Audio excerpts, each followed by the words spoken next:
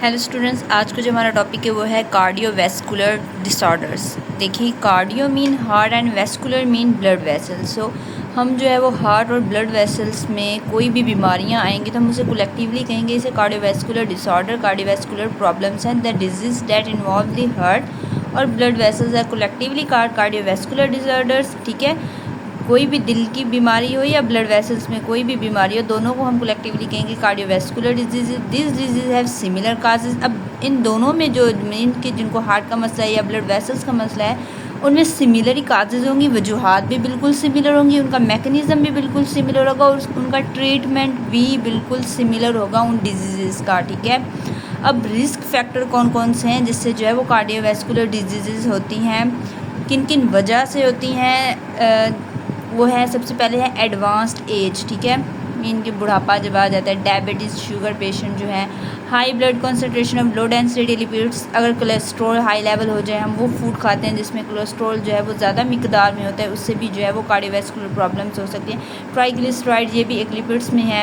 And tobacco smoking, अगर हम tobacco smoking ज़्यादा करते हैं, जिनका हाई ब्लड प्रेशर होता है, जिनको ओबेसिटी मोटापा है, सेडेंटरी लाइफस्टाइल मीन कि जो सिर्फ खाते हैं पीते हैं, कोई वर्जिश नहीं करते, कोई काम नहीं करते, ऐसा कि फिर जो है वो उन्हें हम कहते हैं सेडेंटरी लाइफस्टाइल्स। बस खाना पीना, काम नहीं करना, वर्जिश नहीं करनी, जो है वो कोई भी हार्ड वर्क नहीं करना उन लोगों ने, तो उनमें जो है ये रिस्क, ये तमाम के तमाम ये रिस्क फैक्टर है जिनकी वजह से ये cardiovascular disorders, cardiovascular problems, cardiovascular disorders होती हैं, डिजीज़ होती हैं। ठीक है, अब नेक्स्ट में उन्होंने हमें बताया हुआ है कि यहाँ पे जो है वो दो डिजीज़ के बारे में बताया हुआ है। यहाँ पे है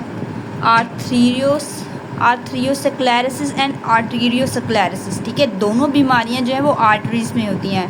ठीक है, आर्टरीज़ की ये दोनों बीमारियाँ, आर्टरीज़ क्या थी, ब्लड वेसल्स थी, वो क्या करती थी, ब्लड को लेके जाती थी अवे फ्रॉम हार्ट से ब्लड बॉडी पार्ट्स तक। ठीक है, this disease can also lead to heart disease. ठीक है, अब ये ब्लड वेसल्स है ना, आर्टरीज, अगर ये जो बीमारियां जब होंगी तो इन बीमारियों के बाद जो है वो हार्ट डिजीज़, दिल की बीमारियां भी हो सकता है। ये बीमारियां जो है वो दिल की बीमारियों तक भी ले जाती हैं। सबसे पहले हम पढ़ेंगे आर्थरियोस्क्लेरोसिस के बारे में। Arteriosclerosis is commonly refer to as narrowing of arteries. ठीक है, इसमें जो आर्टरीज़ की जो वाल्स है ना, ये जो नालियाँ होती हैं आर्टरीज़ की, हमारी ब्लड वेसल, ये काफ़ी पतली होना शुरू हो जाती हैं। ठीक है, ये देखें, ये नॉर्मल है, इनमें क्या होना शुरू हो जाती है, एक्यूमुलेट होना शुरू हो जाती है। It is a chronic disease in which there is accumulation of fatty material, cholesterol और फिब्रिन एक ब्लड क्लॉट होता है। ठीक है, इन आर्टरीज में क्या होती है, ये तमाम की तमाम चीज़ें एक्यूमुलेट, इकट्ठी होना शुरू हो जाती हैं। जैसे कि यहाँ पे शो किया, ये हमारी नॉर्मल है, एंड देन ये हमारी जो है जिसमें आर्थरियोस्क्लेरोसिस हुआ है, उनमें ये क्या हो रही है, एक्यूमुलेट हुआ है फैटी मटेरियल, कोलेस्ट्रॉल और फिब्रिन, ये जो हमारा ब्लड क्लॉट हुआ है, ये तमाम की तमाम। अब ये जो आर्टरी ये काफ़ी नैरो हो चुकी है, पतली हो चुकी है, अब ब्लड जो है वो इतनी बड़ी मुश्किल से फ़्लो कर रहा है, लेकिन यहाँ पे इजीली ब्लड जो है वो फ़्लो कर रहा था, तो इसे हम कहेंगे आर्थरियोस्क्लेरोसिस, जिसमें आर्टरी जो है वो ना नैरविंग, तंग होना शुरू हो जाती है, उन्हें जगह कम मिलती है ब्लड को फ़्लो करने के लिए। When this condition in severe, जब ये कंडीशन बहुत शिद्दत अख्तियार कर जाती है, बहुत ही लंबे अरसे तक हो जाती है, आर्टरीज कैन नो लोअर expand and contract properly and blood move through them with difficulty. ठीक है, हमने पढ़ा था कि आर्टरीज़ में जो है वो इलास्टिक टिश्यूज़ प्रेजेंट होती है, जिसकी वजह से आर्टरी जो होते हैं वो एक्सपैंड एंड कॉन्ट्रैक्ट कर सकती है।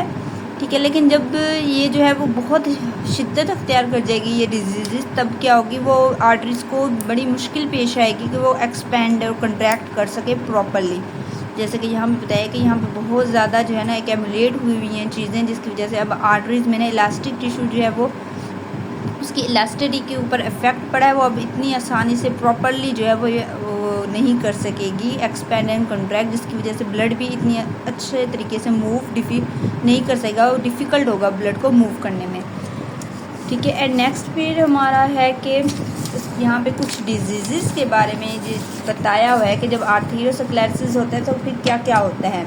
प्लेक्यू, ये क्या होती है, accumulation of cholesterol is the prime contributor of arteriosclerosis. ठीक है, सबसे पहले आर्थरियोस्क्लेरोसिस में क्या होता है कि प्लेक्यू, जो कोलेस्ट्रॉल होता है वो जमा शुरू हो जाता है। कोलेस्ट्रॉल की वजह से ही, कोलेस्ट्रॉल ही बुनियादी फैक्टर होता है, कंट्रीब्यूटर होता है आर्थरीज में, सबसे पहले यही काम शुरू करता है। It result in the formation of multiple deposit called plaque. ठीक है, इसमें क्या होता है कि ये देखें, ये हमारे ब्लड वेसल्स हैं, अब इसमें जो है ना ये कोलेस्ट्रॉल के ना डिपॉजिट शुरू हो जाएंगे। कोलेस्ट्रॉल जमा हुआ है, बहुत सारे मल्टीपल जो हैं वो डिपॉजिट्स हैं कोलेस्ट्रॉल के, इनको हमने क्या नाम दिया है, प्लेक्यूल्स। ठीक है।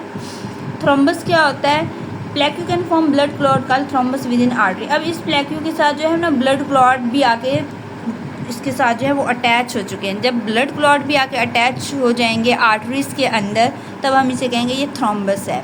एंड देन है इम्बॉलस। इसमें क्या होता है कि if a thrombus dislodged and become free floating in blood it is called embolus. ठीक है। अब इम्बॉलस में क्या होता है कि ये थ्रोम्बस जो है ना अपने जो ओरिजिनल पोजीशन से डिटैच हो जाता है, डिसलॉक्ड हो जाता है, एंड फिर क्या होता है वो खून के अंदर, ब्लड के अंदर फ्रीली फ्लोट कर रहा होता है, जहाँ चाहे वो बह रहा होता है। ये देखें ईज़िली जो है वो बह रहा होता है। लेकिन इससे क्या होता है, यहाँ पे तो ठीक है, लेकिन जब ये जो आर्टरीज हैं, जब ये इनका काम क्या होता था, ब्लड को पहुँचाना होता था ना अवे फ्रॉम हार्ट से जो वो बॉडी पार्ट्स तक। जब ये बॉडी पार्ट्स तक जाएंगे उनके अंदर तो ये इम्बॉलस होगा। ठीक है। अब वहाँ पे जाके ये आर्टरीज डिवाइड होती है ना कैपिलरीज में, तो वहाँ पे कैपिलरीज बहुत ही पतली नाली होती है, उसके अंदर तो ये आके फंस जाती हैं।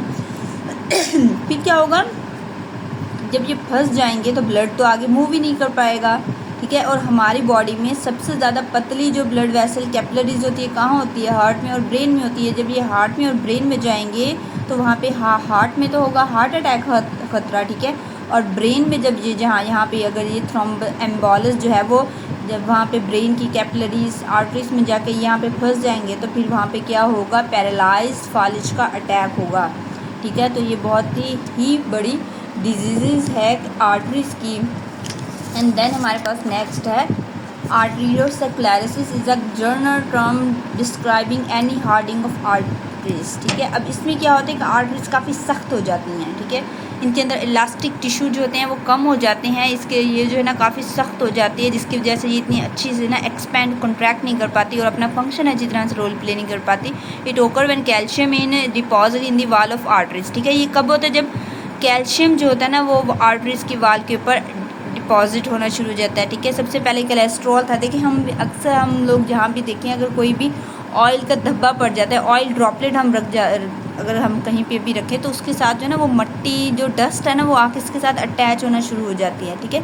हमारे ब्लड वेसल्स में भी ऐसा होता है, जब भी कोलेस्ट्रॉल का कोई डिपॉजिट यहाँ पे आता है तो उसके साथ दूसरे मटीरियल्स भी आके अटैच होना शुरू हो जाते हैं। ठीक है।